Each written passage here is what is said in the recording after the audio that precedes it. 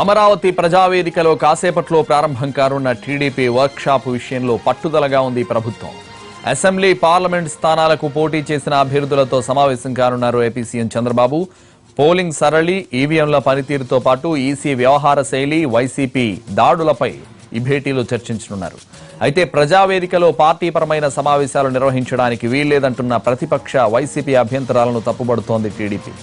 తెలంగాణలోని ప్రగతి భవన్ కు ఏపీలోని ప్రజావేదికకు తేడా ఏమిటని ప్రశ్నిస్తోంది తెలుగుదేశం పార్టీ. అలాగే ఢిల్లీలోని 7 రేస్ కోర్స్ రోడ్లో ప్రధాని రాజకీయమైన సమావేశాలు నిర్వహిస్తున్నారంటోంది. ఇప్పటికే ఈ అంశంపై వైసీపీ ఫిర్యాదు చేయడం వల్ల ఈసీ నోటీసులు ఇస్తే గట్టిగా సమాధానం ఇవ్వడానికి సిద్ధమవుతోంది టీడీపీ.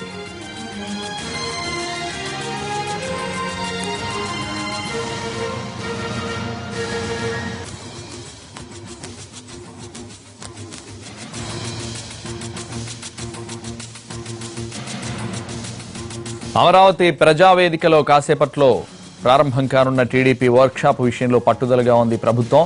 దీనికి సంబంధించి పూర్తి అప్డేట్స్ మా ప్రతినిధి పిఎంఆర్ చంద్రశేఖర్ అందిస్తారు. చంద్రశేఖర్,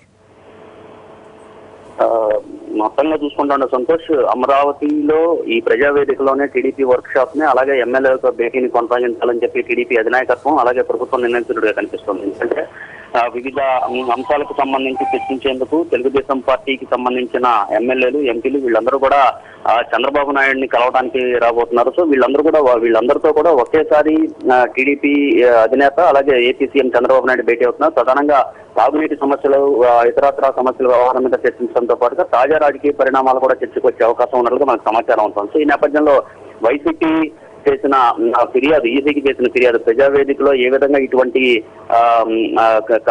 రాజకీయ కార్యక్రమాన్ని నిర్వహిస్తారని ఈసీకి ఫిర్యాదు చేసింది. సో ఈ నేపథ్యంలో ఈ అంశానికి సంబంధించి ఒకవేళ ఈసీ కనుక వైసీపీ ఫిర్యాదును బేస్ చేసుకుని ఖచ్చితంగా నోటీసులు జారీ చేసే పరిస్థితి వస్తే కనుక దాన్ని ఖచ్చితంగా గట్టి సమాధానం ఇచ్చేందుకు కూడా టీడీపీ అధినాయకత్వం అలాగే చంద్రబాబు నాయుడు కూడా సిద్ధమైనట్టుగా తెలుస్తోంది. సో ఒకవైపు చూసుకుంటా ఉంటే తెలంగాణలో ప్రగతి భవన్ కు అలాగే ఢిల్లీలో 7 రేస్ కోర్స్ రోడ్, సో వీటిల్లో ప్రధాని అలాగే అక్కడ కేసీఆర్ రాజకీయపరమైన కార్యక్రమాలు నిర్వహిస్తూ వస్తున్నారు, ఎమ్మెల్యేలను ఎంపీలను కలుస్తూ వస్తున్నారు. సో అప్పుడు అక్కడ లేని అభ్యంతరం ఇప్పుడు చంద్రబాబు నాయుడు విషయంలో ఎందుకు పెడుతున్నారు అన్న విషయాన్ని లేవనెత్తే ప్రయత్నం టీడీపీ వైపు నుంచి కూడా కనిపిస్తుంది. సో ఇప్పటికే టీడీపీకి సంబంధించిన ఎమ్మెల్యేలు, ఎంపీలందరూ కూడా చంద్రబాబు నాయుడు నివాసానికి చేరుకుంటున్నారు. వీళ్ళందరితో చంద్రబాబు నాయుడు మరి కాసేపట్లో సమావేశం అవుతున్నారు. మనకు అందుకున్న సమాచారం మేరకు తాగునీటి సమస్యలు, అది అలాగే ఇతరత్ర శ్రీలంకలో బాంబు దాడి జరిగింది, పెద్ద ఎత్తున మృతులు కూడా ఉన్నారు. సో ఈ నేపథ్యంలో వాళ్ళకి సంతాప తీర్మానాన్ని ప్రవేశపెట్టడం, తాగునీటి సమస్యలను చర్చించడం, అలాగే ఇతరత్ర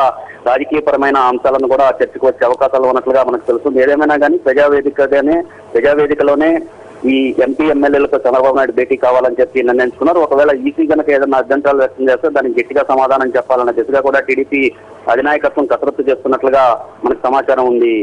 సంతోష్, అలాగే పోలింగ్ సరళికి సంబంధించి అభ్యర్థుల నుంచి ఎటువంటి అభిప్రాయాలు తెలుసుకునే అవకాశం ఉంది?